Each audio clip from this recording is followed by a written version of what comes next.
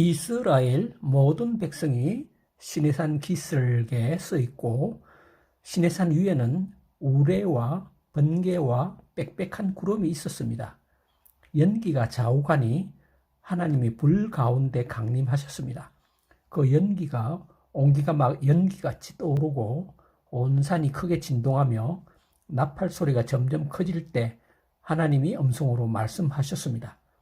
백성들은 하나님의 강림을 눈으로 보았고 음성으로 말씀하시는 것도 들었습니다.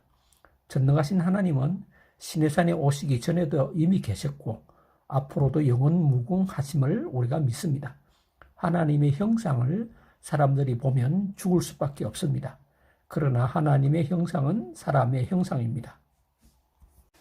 하나님이 자기 형상, 곧 하나님의 형상대로 사람을 창조하시되 남자와 여자를 창조하시고 하나님이 그들에게 땅을 정복하라, 바다의 물고기와 하늘의 새와 땅에 움직이는 모든 생물을 다스리라 하셨습니다. 그리고 에덴 동산에서 아담이 각 생물을 부르는 것이 곧 그 이름이 되었습니다. 그래서 오늘날 사람들이 모든 물질의 원소 이름을 정하고 주기율표로 기준을 세웠습니다.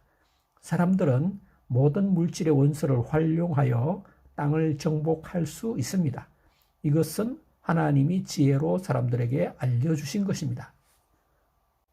하나님이 세상 사람들의 일에 개입함에 있어서 사람들이 실행하는 방법으로 일을 처리하는 것으로 압니다.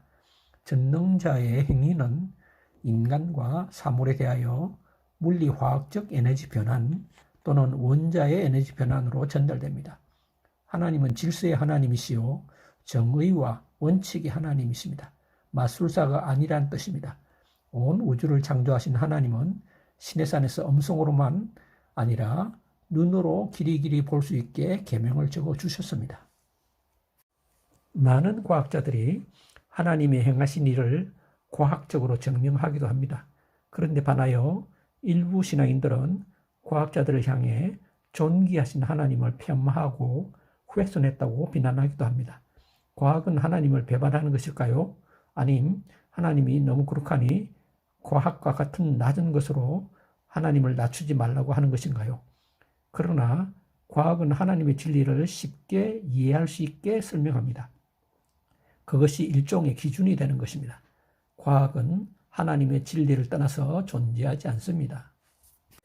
하나님은 돌판을 만드시고 십계명을 글로 쓰셔서 판에 새기셨습니다. 만드는 것과 쓰는 것과 새기는 것은 다릅니다. 세 가지 행위는 시간 차이도 있습니다. 특히 새기는 이유는 어떤 공간을 파내고 그곳에 의미를 부여하고 전달하는 것입니다. 사람의 마음도 마찬가지입니다. 마음의 공간에 새겨진 것은 잊어버리지 않습니다. 두 돌판에 새기신 것은 마음판에 새기고 잊어버리지 말고 행하라는 뜻입니다. 성경의 어떠한 말씀은 시간이 지나 적절한 때가 되면 숨겨진 것이 드러납니다. 모세는 하나님이 두 돌판을 만들어 오면 다시 기록해 주시겠다고 하셨기에 두 돌판의 형태만 만들어 올라갔습니다.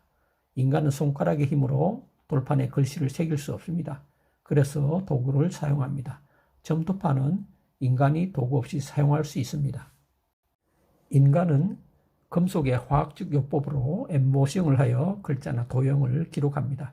동판에 산으로 부식시켜 흔적을 내어 기록합니다.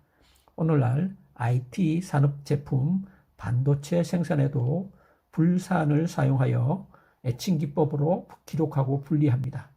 그래서 돌판에 기록한 십계명도 사람들이 쓰는 한 가지 방법으로 하셨을 것으로 추측합니다. 시내산에서 두 돌판을 받은 후 약 1000년이 지난 후 바벨론 포로 시절 바벨론 왕 벨사살이 연회를 베풀고 예루살렘 성전의 기구들로 술을 마시며 금, 은, 구리, 쇠, 나무, 돌로 만든 신들을 찬양할 때 손가락들이 나타나 분벽에 글씨를 썼습니다. 다니엘 5장 5절. 벨사살 왕과 고관들이 공포에 질렸습니다. 다니엘이 부름을 받고 와서 그 뜻을 설명하였습니다. 메네메네 대길 우바르신 그 내용이 당일에 적용되었습니다. 이렇게 손가락으로 글씨를 쓴 것이 성경에 밝혀 나옵니다. 분벽의 횟가루 성분은 알칼리로 산화 칼슘입니다. 이것은 산에 높고 약합니다. 레드 와인은 약산성이며 칼슘을 용해하는 성질이 있습니다. 이집트의 클레오파트라는 건강을 위해 칼슘 덩어리인 진주를 와인에 녹여서 마셨다고 합니다. 바벨론 왕궁의 분벽에 사람의 손가락들이 나타나 글씨를 기록한 이유는 모든 나라의 흥망성쇠가 하나님의 손에 달려있다는 것을 알려주는 것입니다. 두 돌판에 글자를 손으로 새기신 것도 하나님이 주인이시고 세상 역사를 주관하신다는 뜻입니다. 하나님이 하시는 일에 대한 개념을 우리가 다시 한번 생각해 보아야 합니다. 하나님이 돌판에 글씨를 새기시는 것은 원래 하나님의 방법입니다. 시내산 꼭대기에서 모세에게 보여주신 성막, 그리고 성막 기구들의 제작 방법과 사용 방법 등은 문명과 문화의 기반이 되기도 합니다. 이러한 것은 다 하나님의 형상인 인류가 하나님께로부터 배운 것입니다. 하나님은 언약을 위해 인류에게 여러 가지 방법을 보여주시고 알려주시는 것입니다. 그러면 손으로 쓰셨다고 하는데 손의 성경적 의미를 다시 생각해 보아야 합니다. 보편적으로 하나님의 손은 하나님의 권능을 이야기합니다. 성경 여러 곳에서는 하나님의 손에 대하여 다음과 같이 말합니다. 그의 손을 유브라데 하수 위에 흔들어 뜨거운 바람을 일으켜 그 하수를 쳐 7갈래로 나누어 신을 신고 건너게 하실 것이라. 이사야 11장 18절. 내 손이 땅의 기초를 정하였고 내 오른손이 하늘을 폈나니. 이사야 48장 13절. 주의 오른손이 권능으로 영광을 나타내시니이다. 주의 오른손이 원수를 부수시니이다. 출애굽기 15장 6절. 주께서 오른손을 드신 적 땅이 그들을 삼켰나이다. 출애굽기 15장 12절. 주의 오른손으로 세우신 성소로서이다. 출애굽기 15장 17절. 여호와께서 그 오른손 곧 능력의 팔로 맹세하시되. 이사야 62장 8절. 그들을 그의 성소의 영역 곧 그의 오른손으로 만드신 산으로 인도하시고. 시편 78편 54절. 이렇게 손은 하나님의 권능을 상징하고 있습니다. 그러므로 손은 하나님의 능력을 의미합니다. 그 능력 중에 하나는 화학적 방법으로 돌판에 적용되었습니다. 그 이유를 4가지로 나누어 말씀드리겠습니다. 첫째, 불산입니다. 시내산 주위의 암석은 주로 화성암 계열입니다. 화성암의 주요 성분은 산화규소입니다. 이 산화규소가 불산과 접촉되면 녹아내립니다. 그래서 불산을 담는 도구로 유리로 된 병을 사용하지 않고 플라스틱 용기에 불산을 보관하며 이중관리 시료실에 보관합니다. 두 돌판은 화성암 계열이고 성분이 산화규소이므로 암석 위에 불산을 떨어뜨리면 홈이 생깁니다. 글씨를 쓰면 글씨 모양대로 흔적을 남깁니다. 불산의 화학식은 HF입니다. HF는 하이드로진 플로라이드로 황산과 칼슘 플로라이드를 합성하여 생산합니다. 하나님이 번개의 전기를 이용해 생산된 하이드로플로라이드 산을 끌어오셔서 그 액체로 돌판에 글씨를 써서 새긴 것으로 추측합니다. 둘째, 왜 시내산 꼭대기인가? 불산은 기화 온도가 섭씨 19.5도입니다. 평지에서는 기온이 높아 즉시 기화해 버립니다. 그래서 낮 온도가 15도 이하이며 밤에는 10도 차이가 나는 산 꼭대기에서 불산을 사용하는 것이 바람직합니다. 시내산 주위의 온도는 낮과 밤에 최저 10도 이상의 차이가 있습니다. 5월경 홍해 바닷가 평균 온도는 29도 정도 되며 시내 광야는 21.5도, 시내산은 18도 정도 됩니다. 불산이 기화되지 않고 액체 상태에 있을 때 돌판에 글을 쓰면 액체가 있는 부분은 녹아서 흔적이 생깁니다. 셋째, 왜 경계선을 넘어 올라오지 못하게 하셨는가?